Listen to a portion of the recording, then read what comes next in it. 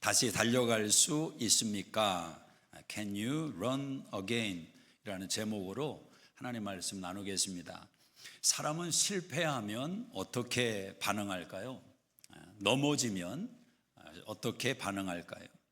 대부분의 사람들은 인생 속에서 지켜보면 넘어지고 실패할 때 도망치는 경우가 많습니다.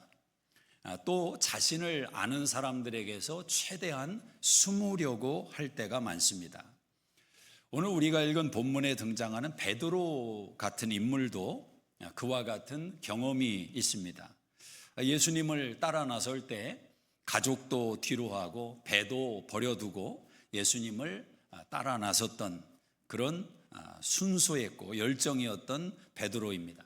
항상 베드로는 성경에 보면 예수님 가까이에 머물고 있습니다. 그림자처럼 따라다니는 제자였습니다. 그랬던 베드로가 결정적인 순간에 예수님을 모른다고 3번이나 부인을 합니다. 저주까지 했죠. 예수님 말씀처럼 예수님을 저주했을 때 닭 우는 소리가 들리고 베드로가 밖에 나가서 심히 통곡했다고 이야기를 합니다. 베드로가 얼마나 울었는지 그 통곡했다는 내용을 성경이 굳이 기록을 하는데 그 한 번의 통곡을 통해서 베드로의 마음이 감정이 다 해결됐을까? 저는 그렇지 않다고 생각을 합니다. 그 사건은 두고두고 베드로의 발목을 잡는 것입니다. 의리가 강했던 베드로이기 때문에 자신이 배신으로 인해서 자기가 넘어졌다, 이 충격이 오래 가는 것입니다. 예수님에게 다가설 수 없는 마음의 장벽을 자신이 쌓아버리게 되는 것입니다. 죄책감과 수치심 그리고 자기 부정의 마음이 계속해서 베드로를 괴롭히지 않겠습니까? 근데 저는 베드로가 예수님을 진짜 사랑했다고는 믿습니다. 부활의 주님이 그를 찾아오셨을 때 예수님이 공교롭게도 3번 네가 나를 사랑하느냐 물으십니다. 그때 베드로가 어떻게 대답을 하냐면 주님, 제가 주님 사랑하는 것을 주님께서 아십니다. 나중에는 그런 고백까지 드립니다. 그러니까 주님 사랑합니다, 이 고백으로 충족되지 않고 주님이 아신다라는 것입니다. 저는 그 고백이 굉장히 깊은 고백이라고 생각합니다. 내가 당신을 사랑하는 것을 당신이 아시지 않습니까? 이런 고백이죠. 오늘 본문에는 특별히 반복적으로 등장하는 표현이 하나가 있는데 그것은 달린다라는 표현입니다. 마리아가 등장하고 베드로와 요한이 등장을 하는데 이들이 달려가고 있습니다. 우리 한번 2절을 같이 읽어보겠습니다. 시작. 시몬 베드로와 예수께서 사랑하시던 그 다른 제자에게 달려가서 말하되 사람들이 주님을 무덤에서 가져다가 어디 두었는지 우리가 알지 못하겠다 하니 베드로와 그 다른 제자가 나가서 무덤으로 갈새 둘이 같이 다름질하더니 그 다른 제자가 베드로보다 더 빨리 달려가서 먼저 무덤에 이르러. 달려간다. 마리아도 달리고 베드로도 달리고 또 요한도 다른 제자라고 표현하지만 이 요한복음을 기록한 요한이라고 우리가 알고 있습니다. 이 3명이 달리고 있는 모습을 성경이 반복해서 강조하고 있습니다. 자, 어디로 달려갑니까? 오늘 3절에 보니까 무덤으로 간다. 예수님의 무덤으로 달려가는 것입니다. 근데 여러분, 무덤에 왜 달려갑니까? 사실 무덤은 통상 달려가는 것이 아닙니다. 무덤은 갈 수 있는 한 속도를 늦추고 천천히 다가서는 곳이 무덤입니다. 요즘은 그 상여, 우리 때는 행여라고도 또 시골에서 그렇게 표현을 했는데 그 상여 문화가 요즘은 많이 사라진 것 같습니다. 제가 어릴 때는 그 상여가 한 마을에 아주 큰 일로 온 마을이 다 아는 그런 일이었습니다. 관을 어떤 상여 그 안에다 놓고 양쪽에서 한 8명 정도 남자들이 그 상여를 메고 이제 매장할 장소로 옮겨가는 거죠. 저희 외할머니가 돌아가셨을 때 저희 집에서 그 상여가 나간 경험이 있습니다. 그 상여를 몰고 가는 그 행렬이 뒤에 하얀 소복을 입고 가족들이 뒤따르고 그 뒤에 또 마을 분들이 친척분들이 따라서 그 상여가 나가는 행로를 따라갑니다. 앞에서 그 종을 치는 분이 진짜 이제 가면 언제 오나 어이 어이 이런 곡을 부르면서 갑니다. 한참 가다가 또 멈춥니다. 잠깐. 그러면 이제 가족들이 그 관이 담겨 있는 상여 옆에 또 달라붙어서 한참을 또 거기서 웁니다. 또 울음이 이제 그치면 또 종을 치면서 가는 거죠. 그래서 장례식을 치르면 거의 하루 일과가 될 정도의 그런 긴 시간이 필요했습니다. 아직 관 속에 있기 때문에 불러도 대답할 수 없고 손을 내밀어도 잡아주지 못하는 시신이지만 아직은 가까이 있다는 그 느낌이 있는 거죠. 그러나 땅속에 묻히고 장례를 치르고 돌아오면 이제는 멀리 있는 존재로 느껴지는 겁니다. 그래서 무덤이라는 것은 빨리 가는 곳이 아닙니다. 요즘은 미국에서도 그런 문화가 거의 사라진 것 같은데 한 20년 전에 미국에 왔을 때 참 인상 깊게 봤던 것은 장례식이 치러지는 과정에서 그 관을 담은 차가 도로를 운전해 가면 그 뒤에 조문객들의 차가 뒤따라가지 않습니까? 그러면 다른 차들이 다 길 옆으로 파킹을 해서 그 장례를 치르는 차가 가도록 도와주는 그런 아주 신사적인 문화를 보고 인상이 깊었습니다. 천천히 가는 거죠. 이 세상에 미련이 아직 많습니다. 남겨놓은 가족들을 향한 안타까움이 많습니다. 무덤은 빨리 가는 곳이 아닙니다. 무덤은 천천히 가는 곳입니다.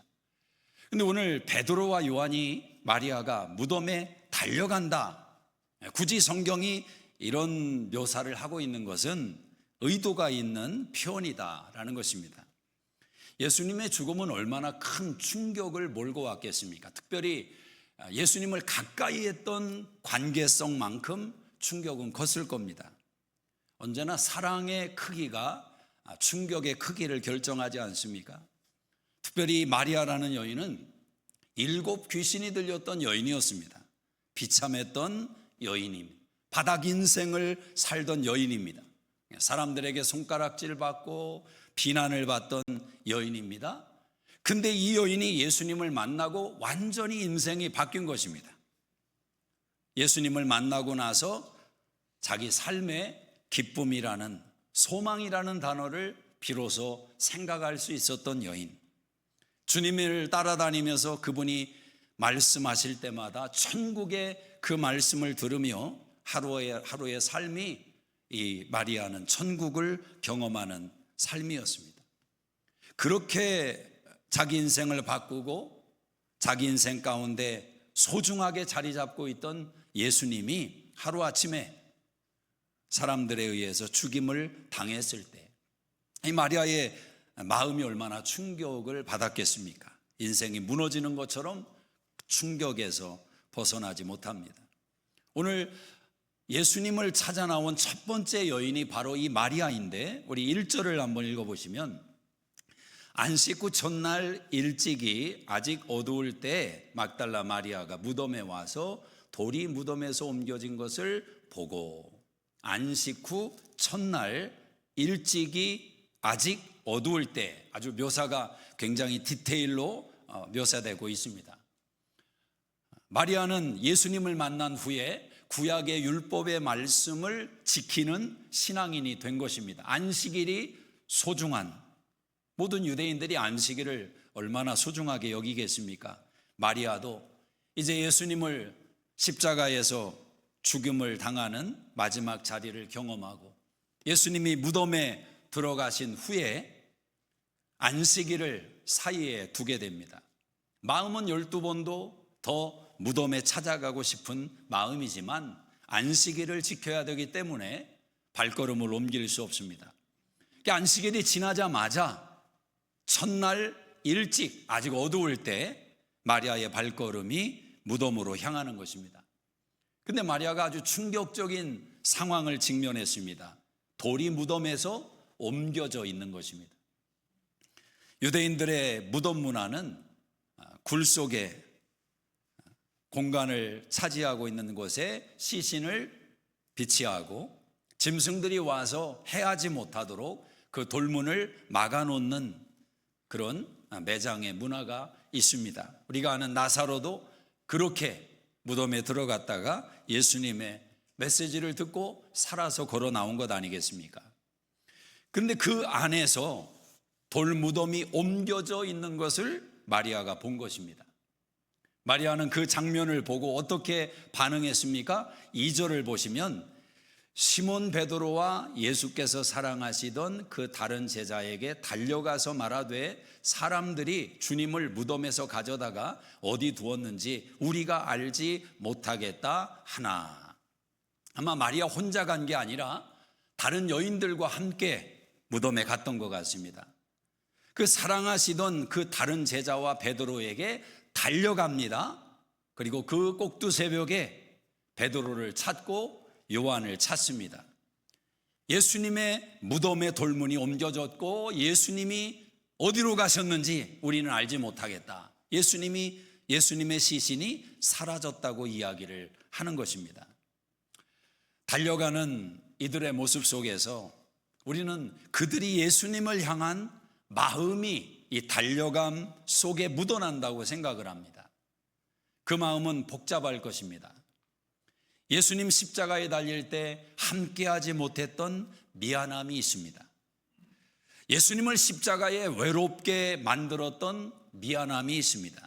스승을 보호하지 못했다는 자책감도 있습니다.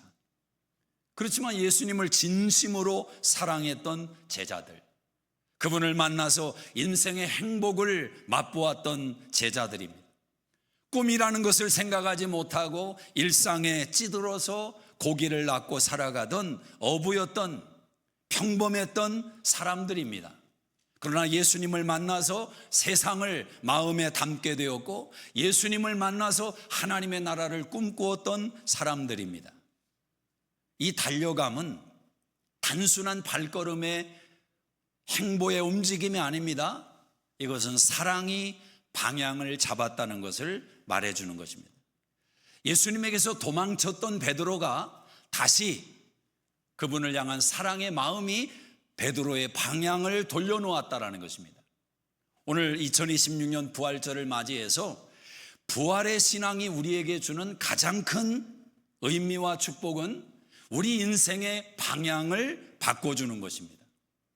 내가 무엇을 향해 살아가고 있으며 어디를 향해 달려가고 있는지 방향을 알지 못한다면 결국 왜 살아야 되는지, 무엇을 하며 살아야 되는지 방향을 알지 못하고 달려가다 보면 마지막 순간에 가서 후회하는 인생이 됩니다. 지금 우리가 살아가는 삶의 내용이, 방향이 온전하게 가고 있는지를 알 수 있는 지혜는, 완벽한 지혜는 마지막에서 오는 것 아니겠습니까? 그래서 더더욱 신앙은 마지막이 중요하고 그 마지막의 종착역이 중요하고 그곳을 향해 가는 우리의 방향이 중요하다는 것입니다. 돌아서 가면 되지요? 돌아서 갈 수 있습니다. 돌아서 가는 것이 우리의 인생일지도 모릅니다. 사실 돌아서 간 만큼 그때는 허비했고 낭비했던 것 같지만 돌아가는 과정 속에서 하나님이 의도하시는 내용이 있는 것을 또한 우리가 압니다. 그러나 우리 입장에서는 할 수 있는 한 방향을 이탈하지 않고 주님이 의도하신 목적을 따라서 인생의 방향을 살아내는 자세와 지혜가 필요한 것입니다. 사도행전 20장 24절에 사도 바울이 이렇게 고백합니다. 내가 달려갈 길과 주 예수께 받은 사명, 하나님의 은혜의 복음을 증거하는 일을 마치려 하면은 나의 생명을 조금도 귀한 것으로 여기지 않는다. 사도 바울은 마지막을 정확히 알고 있습니다. 자기가 달려가는 방향을 정확히 알고 있습니다. 흐트러지지 않습니다. 그러니 지금 내 앞에 처해 있는 죽음의 위협도, 예루살렘에서 직면하고 있는, 기다리고 있는 환란의 내용도 사도 바울은 의미가 없습니다. 두려워하지 않습니다. 왜냐하면 방향을 제대로 잡고 있기 때문에 그렇습니다. 왜 살아야 되는지, 무엇을 위해 살아야 되는지, 우리가 다시 한번 우리 인생의 방향이 무엇을 향해서, 어디를 향해서 가고 있는지를 부활절을 맞아서 진지하게 점검하는 은혜가 있기를 원합니다. 자, 달려가는 제자들의 모습을 성경이 묘사하면서 좀 재미있는 묘사가 있는데, 우리가 읽은 4절을 다시 한번 보시면 둘이 같이 다름질하더니 그 다른 제자가 베드로보다 더 빨리 달려가서 먼저 무덤에 이르러. 이 4절을 가만히 읽어보면 달리기 경주를 하는 것처럼, 그리고 그 경주의 결과를 가지고 이 요한복음을 기록한 요한이 환호성을 지르는 것처럼 비춰지고 있습니다. 둘이 달려갔는데 내가 이겼지, 이런 느낌이 드는 것 아니겠습니까? 두 사람 사이에 경쟁이 있다는 것은 우리가 이미 알고 있습니다. 예수님을 따라다니면서도 누가 하나님 나라가 임할 때 높은 자리에 오른쪽에 앉을 것이냐, 항상 베드로, 야고보, 요한의 마음속에는 그 마음과 목적, 세상을 향한 욕망이 그들 마음속에 가득 차 있었습니다. 그런 맥락에서 이 달리기의 결과를 요한이 굳이 기록하고 있는 것을 들여다본다면 요한이 그런 마음이 여전히 있었구나. 요한복음을 기록하면서 요한복음 20장 4절을 써내려가는 요한이 속으로 얼마나 기뻐했을까. 내가 더 빨리 달려가서 먼저 무덤에 이르러. 그런데 저는 이 말씀을 갑자기 한 주 동안 묵상을 하는데, 베드로와 요한 사이에 있는 인간적인 그런 갈등과 욕망과 마지막 베드로의 죽음을 이야기할 때 베드로가 이 사람은 그럼 어떻게 되겠습니까? 물었던 그 대상이 요한 아닙니까? 그 내용을 기록해 놓은 사람이 또 사도 요한입니다. 그러니까 그 사람 마음속에 존재하는 시기와 질투와 경쟁과 이런 인간의 연약함이 부활의 주님을 경험하는 순간에서도 묻어나고 드러나는 모습을 성경이 가감없이 다 드러내고 있는 것이 또 다른 면에서 은혜가 되기도 합니다. 근데 이 본문에 사도 요한이 베드로보다 먼저 무덤에 달려갔다고 그 결과를 기록하고 있는 이 말씀 속에서 저는 사도 요한이 내가 이겼다, 베드로보다 먼저 달려갔다, 그 이야기를 하는 목적이 다른 곳에 있다고 생각을 합니다. 그것은 무엇이냐면 베드로의 마음을 하나님께서 요한을 통해서 성령께서 베드로의 이 달려가는 마음을 우리에게 알려주고 드러내기를 원하는 목적이 있다고 생각합니다. 베드로가 나이가 좀 더 많으니까 달리기에 뒤처질 수 있습니다. 그러나 우리가 아는 베드로를 생각한다면 달리기를 베드로가 있는 힘을 다해서 세상에 어느 누구보다도 100m 경주자보다도 빨리 목숨을 다해서 달리듯 베드로가 무덤을 향해 달려갈 수 있는 그런 마음이 베드로의 마음입니다. 그런데 지금 베드로가 달려가는 발걸음은 한 마음에서는 무덤을 향해서 생명을 다해서 질주하듯이 예수님을 향해 달려갑니다. 그러나 다른 마음 한켠에서는 베드로의 마음에 큰 돌멩이가 짓누르고 있습니다. 주님을 사랑하는 마음은 분명하지만 주님을 저주했던 그 현장과 그 시간이 베드로의 마음을 짓누르고 있는 것입니다. 자, 이들이 무덤에 도착을 했습니다. 근데 베드로의 이 진가의 마음이 바로 그 순간에 나타나는 것을 요한이 기록을 해주고 있습니다. 요한이 먼저 무덤에 도착을 했는데 그는 5절에 보니까 구부려서 세마포 놓인 것을 보았으나 들어가지는 않았다라는 겁니다. 제자 요한이 무덤에 먼저 도착해서 입구를 막고 있는 문이 열려있는 무덤 안을 들여다봤습니다. 세마포는 있지만 예수님이 없습니다. 근데 들어가지를 않습니다. 잠시 후에 도착한 베드로가 무덤에 도착하자마자 오늘 6절에 보면 이렇게 기록을 하죠. 시몬 베드로는 따라와서 무덤에 들어가 보니 세마포가 놓였고, 베드로는 무덤에 도착하자마자 생각하지 않습니다. 그냥 무덤 안으로 들어가 버리는 것입니다. 그냥 무덤 안으로 직진합니다. 사망이 있는 자리 아닙니까? 죽음이 있는 자리 아닙니까? 근데 그 무덤 안으로 그냥 들어갑니다. 이유는 아주 심플합니다. 거기 주님이, 특별히 주님의 시체가 있기 때문에 그렇습니다. 우리가 아는 베드로는 예수님이 있다 하면, 예수님의 소리만 들리면 베드로는 그 현실과 내용이 어떠함을 뒤로하고 뛰어들었던 사람이 베드로입니다. 무리를 걸어오는 예수님 바라본 베드로가 주님, 나로 명하여 물리로 오라 하십시오. come, 오라. 그때 베드로는 자기가 무슨 일을 행하는지를 생각하지도 않습니다. 주님의 말씀, 주님이 저기에 계시다. 풍랑이는 바다를 뒤로하고 그는 발걸음을 옮겨서 물 위에 내딛었던 사람이 베드로입니다. 지금 그 베드로의 성정과 그 베드로의 열정이 그대로 묻어나고 있는 것입니다. 들어가는 것입니다. 들어가는 것입니다. 오늘 우리가 인생을 살아가며 주님을 섬기는 신앙의 여정 속에서 때로는 우리를 쓰다박게 만드는 순간이 도래하지 않습니까?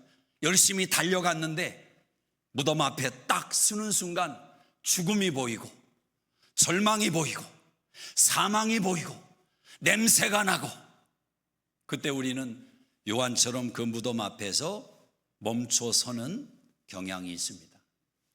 그러나 그 순간에 베드로의 이 열정, 생각하지 않고 주님이 계신 이유 하나 때문에 뛰어 들어가는 이 베드로의 심정이 필요하지 않느냐라는 것입니다.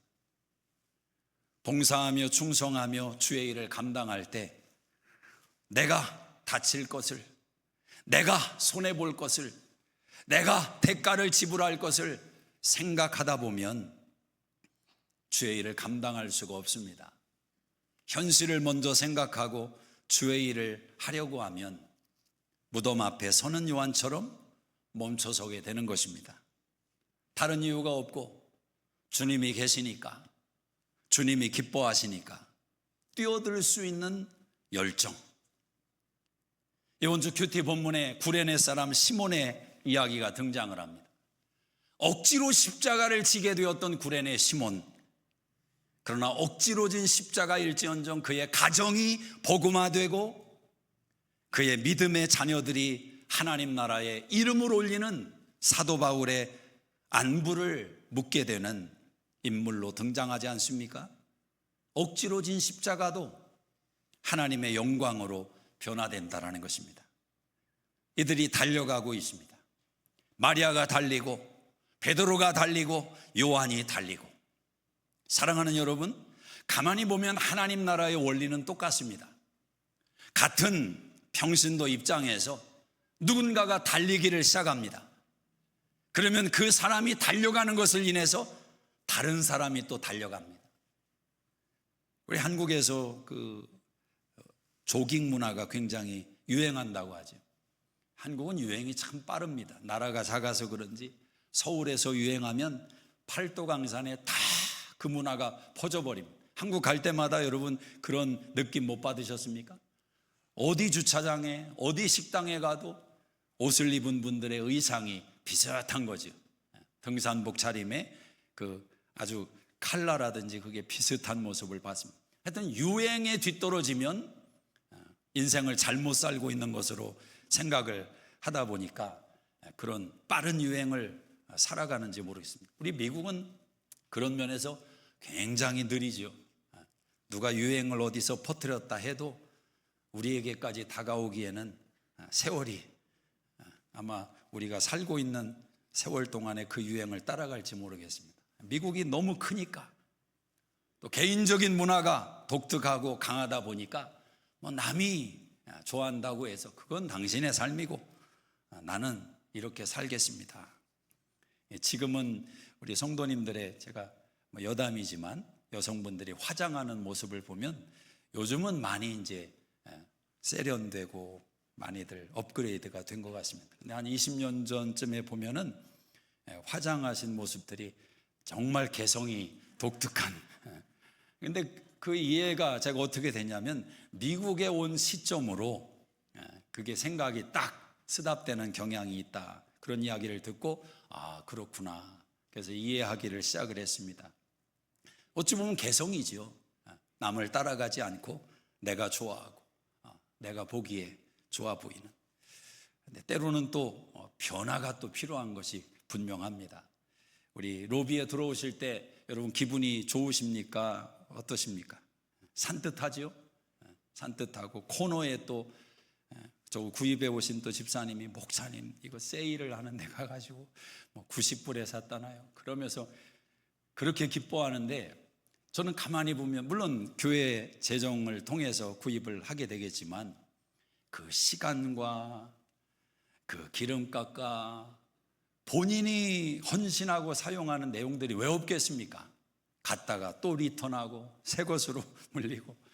그런데 누군가가 그렇게 달리니까 또 같이 거두는 분이 나오고 그래서 교회가 또 산뜻해지고 아름다워지고. 근데 달리는데 못 달리게 하는, 멈추게 만드는 사람들이 있을 수 있습니다. 사실은 저도 그 장본인 중에 하나입니다.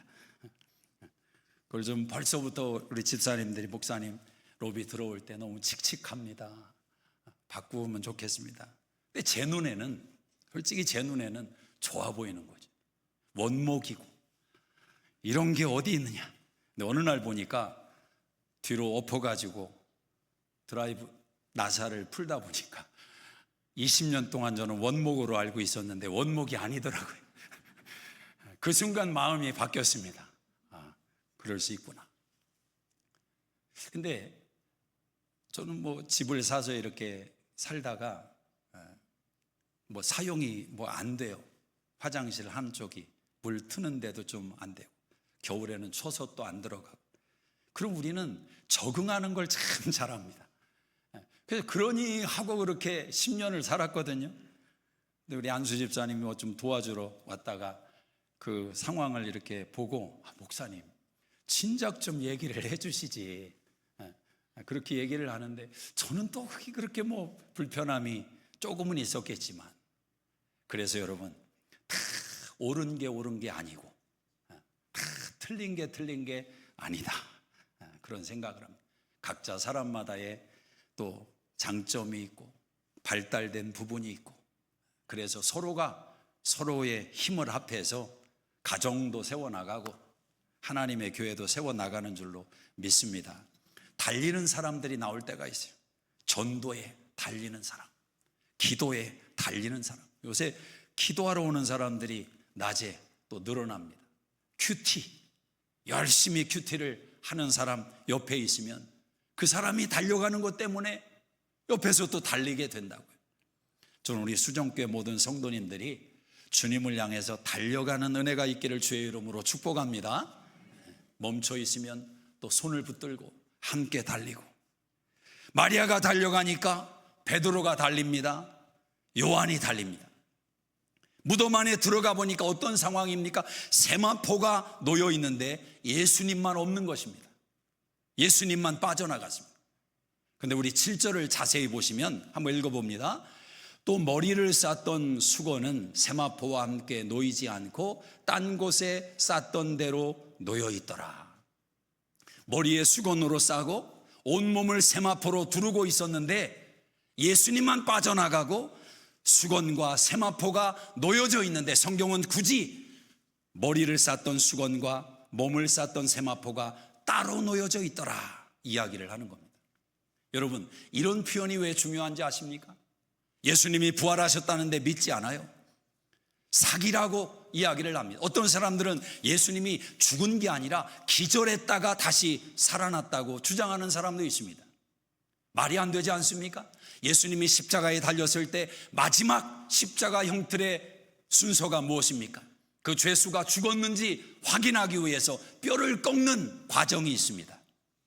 그러나 하나님의 말씀에 예언된 대로 예수님의 뼈는 꺾이지 않을 것입니다. 그래서 병사들이 예수님의 뼈를 꺾지 않고 옆구리에 창으로 찔러서 예수님의 죽음을 확인했습니다. 마지막까지 예수님은 물과 피를 다 쏟으시고 십자가에 달려 돌아가신 것 아니겠습니까? 예수님은 기절했다가 살아난 게 아닙니다. 혹자는 제자들이 예수님의 시신을 옮겨 놓았다가 부활했다고 거짓말을 퍼뜨렸다는 겁니다. 그럼 그것도 말이 되지 않지 않습니까? 예수님을 훔쳐갈 거면 예수님을 두르고 있는 그 세마포와 두건 쓴 상태로 모시고 갈 것이지 굳이 그것을 풀어놓고 갈 이유가 없지 않습니까? 더 놀라운 것은 자기들이 거짓말로 예수님이 부활하셨다고 말하면서 그 제자들이 목숨을 내걸고 예수가 살아나셨다, 예수가 부활하셨다, 초대교회 베드로처럼 요한처럼 생명을 초계처럼 던지며 부활의 주님을 증거하는 그런 사람으로 변할 수 있느냐는 거죠. 부활이 사실이기 때문에, 예수가 부활하셨기 때문에 그들은 목숨을 뒤로하고 인생의 방향을 다시 하나님 나라를 향해서 달려갈 수 있었던 것 아니겠습니까? 사도행전 17장 31절에 믿을 만한 증거가, 부활의 증거가 많이 있다고 성경이 말씀을 합니다. 마태복음 27장 65절에 대제사장들이 빌라도에게 요청을 했습니다. 분명히 저 예수가 죽었다가 살아난다고 말한 적이 있는데 어떤 작업을 할지 모르니까 당신의 군사들을 좀 파견해서 무덤을 지켜주십시오, 요청을 했습니다. 빌라도가 파견한 군사들이 무덤을 지키고 있었습니다. 그러나 마태복음 28장 2절 이하에 큰 지진이 일어납니다. 돌이 옮겨지기를 시작합니다.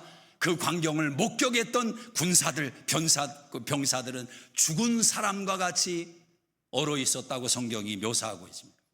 그 충격과 그 두려움에 압도당해서 말이 떨어지지 않는 두려움과 공포 속에 병사들이 놓여 있었다는 겁니다. 누가 부활의 능력을 막는단 말입니까? 하나님의 성령께서 살아나게 하실 부활의 능력을 누가 가로막는단 말입니까? 어떤 권세가, 어떤 능력이 부활의 주님을 막아설 수 있단 말입니까? 로마서 14장 7절 이하에 죽은 자와 산 자의 주가 되기 위하여 죽으시고 살아나신 예수님, 그 부활의 능력이 오늘 2000년 전의 능력뿐만 아니라 오늘 저와 여러분의 능력인 줄로 믿습니다. 부활의 능력이 여러분의 마음에 다시 소망을 일으키기를 주의 이름으로 축복합니다. 부활의 능력이 여러분의 인생에 죽어있는 살아나야 될 내용을, 사람을 살리는 역사가 있기를 주의 이름으로 축복합니다. 그 내용이 무엇이든지, 고린도전서 15장 55절 이하에 사망아 너의 쏘는 것이, 너의 승리가 어디 있느냐? 사망에 쏘는 것은 죄요, 죄의 권능은 율법이니라. 예수 그리스도를 말미암아 우리에게 승리를 주시는 하나님께 감사하노라. 사단 마귀가 거짓말로 하나님의 자녀들을 속이고 거짓말로 미혹하고 그가 가지고 있는 가장 큰 권세인 죽음의 위협을 가지고 우리의 믿음을 흔들지 않습니까? 그때 저와 여러분이 내세울 수 있는 힘은 무엇입니까? 여러분, 세상을 구원하는 능력이 어디에 있는 것입니까? 부활하신 주님, 부활의 능력의 주님이 우리의 능력인 줄로 믿습니다. 사망아 너의 승리가 어디에 있느냐? 사망아 내가 쏘는 것이 무엇이냐? 나의 주님, 내가 사랑하는 예수님이 다시 살아나셨다. 이 믿음과 이 선포를 가지고 우리가 인생을 살아내야 되는 것입니다. 자, 예수님이 부활하심을 확인한 베드로와 요한, 그들의 반응을 성경은 이렇게 기록을 합니다. 8절을 한번 읽어봅시다. 시작. 그때야 무덤에 먼저 갔던 그 다른 제자도 들어가 보고 믿더라. 그들은 성경에 그가 죽은 자 가운데서 다시 살아나야 하리라 하신 말씀을 아직 알지 못하더라. 이에 두 제자가 자기들의 집으로 돌아가니라. 자, 보세요. 예수님이 부활하신 것을, 죽음이, 시체가 사라진 것을 눈으로 목격했습니다. 믿었다고 이야기를 합니다. 근데 그 다음에 보고 믿었다고 말씀하고 있는데 그 다음 구절이 뭐냐면 아직 그들은 예수님이 다시 살아나야 하리라 하신 말씀을 알지 못하더라. 이들은 예수님이 부활하셨다는 사실을 지금 받아들이지 못하고 있는 겁니다. 시신이 없는 것을 보기는 보았어요. 그러나 예수님이 부활했다는 사실은 아직 모르고 있습니다. 히틀러의 광란이 시작되던 때 본웨퍼 목사님과 함께 저항했던 마틴 니멜로라는 목사님이 계십니다. 부활의 주님을 증거하고 그 부활의 주님의 소망과 능력을 가지고 세상을 향해 맞서고 복음을 증거했던 분이지만 감옥에 갇히게 됩니다. 절망하게 됩니다. 세상을 향해서 침묵하리라, 복음을 향해서 침묵하리라 입을 닫게 됩니다. 어느 날 감옥 안에서 이분이 꿈을 꾸게 되는데 그 꿈에 예수님이 재판장에 앉으신 모습을 보게 됩니다. 근데 예수님 앞에 다른 사람이 아니라 히틀러가 서 있는 것입니다. 예수님이 히틀러에게 묻습니다. 너는 왜 나를 믿지 않았느냐? 왜 나를 인정하지 않았느냐? 히틀러가 이렇게 변명합니다. 주님, 저에게 복음을 전해준 사람이 없었습니다. 그래서 내가 예수님을 믿을 수 없었습니다. 그때 예수님이 또 히틀러에게 말합니다. 내가 보니까 너 마틴 니멜로 목사와 함께 오랫동안 대화를 나누던데 그가 너에게 복음을 전하지 않았단 말이냐? 그가 너에게 복음을 전하지 않았단 말이냐? 꿈이지만 예수님과 히틀러의 대화를 인해서 그가 꿈에서 깨어났을 때 그는 큰 충격 앞에 소스라치게 놀라 무릎을 꿇고 회개하기를 시작합니다. 악한 히틀러 같은 사람일지라도 예수의 십자가와 부활의 복음을 듣고 회개하여 구원받아야 될 영혼이라는 사실을 자기가 놓치고 있었던 것입니다. 꿈속에서 본 히틀러와 예수님의 대화가 다시 이분의 마음에 복음의 불을 붙이기 시작했습니다. 기회를 얻든지 못 얻든지 자신의 옆에 있는 사람에게 예수가 죽으시고 살아나셨다고 예수의 복음을 증거하기를 시작합니다. 부활의 소망을 증거하기를 시작합니다. 예수가 소망이라고, 예수가 생명이라고, 예수가 당신 인생의 해답이라고 증거하기를 시작합니다. 여러분, 베드로도 마찬가지 아닙니까? 예수님을 모른다고 3번 부인했지만 그가 성령 충만을 받고 사도행전 3장과 4장에 가면 내가 보고 들은 예수를 나는 부인할 수 없다고, 예수를 전하면 사망의 위협이 있다고 위협했지만 베드로는 의식하지 않습니다. 내가 만난 예수, 다시 산 예수, 부활하신 예수를 내가 증거하지 않을 수 없다는 것입니다. 오늘 우리가 살고 있는 이 시대, 어둠의 시대를 밝히는 것은 정치가 아닙니다. 경제도 아닙니다. 발전하는 과학 문명도 아닙니다. 그 내용들은 잠시 세상을 밝게 하는 것 같지만 다시 세상을 어둡게 만드는 것입니다. 우리가 직면하지 않습니까? 인류를 발달시키고 편리하게 만든 과학 문명이 사람을 죽이는 무서운 도구로 변할 때 이 세상이 얼마나 어두워질 수 있는지 우리가 눈으로 목격하고 있는 시대입니다. 부활하신 예수 그리스도만이 우리의 소망인 줄로 믿습니다.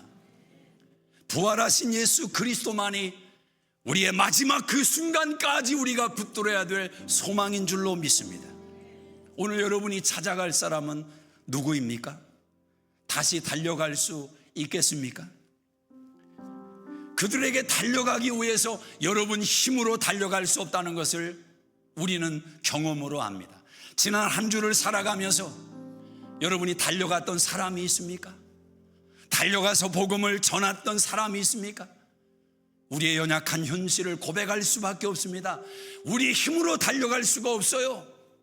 다시 달려갈 수 있는가? Can you run again? 없다는 것입니다. 예수님에게 달려가야 됩니다. 예수님에게 다시 달려가야, 부활의 주님을 다시 만나야 우리가 달려갈 수 있는 힘을 얻게 되는 것입니다. 오늘 마지막에서 이야기하는 제자들의 모습이 우리의 모습이 아닐까 한번 생각해 보십시오. 예수님의 시신이 없는 것을 봤어요. 현장에서 목격했습니다. 그런데 그들은 집으로 돌아갑니다. 그리고 9절은 설명을 합니다. 그들은 예수가 다시 살아나리라 하신 말씀을 아직 알지 못하더라. 아직 부활의 믿음이 없어요. 예수가 부활하셨다, 이 열정이 아직 없어요. 이 믿음이 없어요. 그런데 여러분, 그럼에도 불구하고 오늘 무덤에 찾아온 이 발걸음을 성경은 우리에게 드높여서 이야기를 해주고 있습니다. 왜 그렇습니까? 오늘 이 자리에 부활절을 맞아서 예배드리러 오신 저와 여러분 안에 주님을 찾아온 동기와 목적이 다 다를 것입니다. 지금 전 세계에서 부활절을 지키고 있는 하나님의 교회와 하나님의 백성들의 마음속에 예수님을 찾아온, 달려온 동기와 목적이 다 다르지 않겠습니까? 대부분 생각 이상의 많은 목적과 동기가 시체를 찾아온 것처럼 이 땅에서 소멸되고 이 땅에 잠시 머물다가 사라질 그 내용만을 위해서 예수님에게 달려오는 발걸음, 대부분이지 않겠습니까? 대부분이지 않겠습니까? 정말 여러분 마음속에 예수가 부활하셨어, 예수가 살아나셨어, 나를 위해 죽으시고 피 흘리신 예수님이 사망을 이기시고 살아나셨어, 그분이 나의 주님이야, 그 기쁨과 그 열망과 그 환희와 감격을 가지고 예배 오셨냐 말입니다. 예배를 인도하는 저 자신도 부끄럽게 한이 없습니다. 그런데 여러분, 그런 연약한 마음인데도 불구하고 오늘 대부분의 저와 여러분은 이건 고백할 수 있을 것 같아요. 그래도 주님 사랑해서 찾아왔습니다. 그렇지 않을까요? 그래도 주님 사랑해서 부활절 예배 드리러 온 겁니다. 그 사랑의 마음이 부활의 주님을 만나는 키가 되는 것입니다. 우리의 동기가 연약할 때가 있어요. 우리의 마음의 목적이 연약할 때가 있어요. 베드로도 요한도 그랬어요. 그러나 주님은 그 마음을 다시 만나 주십니다. 다시 달려갈 수 있는가? 이게 중요한 거예요. 사랑이 달리게 만드는 겁니다. 그래도 내 안에 사랑이 있어요. 그 사람은 달려갑니다. 주님에게로. 다시 달려갈 수 있는가? Can you run again? Can you run again? 기도하겠습니다. 자리에서 한번 일어나시겠습니다. 오늘 부활하신 주님을 우리가 기뻐하고 환영하고 소망하며 이 예배를 드렸습니다. 부활의 신앙은 지식의 관념의 신앙이 아니라 우리 가슴에 묻어있는 사랑의 고백인 것입니다. 멈추고 계신 분이 오늘 예배 자리에 참석하셨다면 다시 사랑의 신을 신고 주님이 원하시는 인생의 목적을 향해서 달려가셔야 됩니다. 달려가셔야 됩니다. 다시 달릴 수 있겠습니까? 우리 힘으로는 달릴 수 없습니다. 부활의 주님이, 그 사랑의 주님이 우리에게 달릴 힘을 제공해 주실 것입니다. 하나님 아버지, 주님의 무덤을 향해서 달려갔던 마리아와 베드로와 요한처럼 부끄럽지만 여전히 무거운 마음이 있지만 사랑 때문에 무덤 안에 들어갔던 베드로의 심정처럼 오늘 우리들의 마음이 다시 한번 새로워지는 부활의 마음을 우리 가운데 부어 주시옵소서. 연약하고 부족해도 주님 사랑하는 마음은 주께서 아십니다. 그 사랑의 마음 붙들고 다시 달릴 수 있는 우리 수종의 하나님의 자녀들 다 되게 하여 주시옵소서. 이제는 우리 주 예수 그리스도의 은혜와 하나님 아버지의 무궁하신 사랑하심과 성령님의 감화감동 역사 충만케 하심이 다시 한번 사랑 붙들고 주님에게로 달리기로 결단하는 우리 이부 예배자들과 저들의 가정과 또 자녀들과 다시 소생하며 회복되며 살아나기를 열망하는 삶의 모든 현장 위에 이 한 주도 함께 하시기를 간절히 축원하옵나이다. 아멘.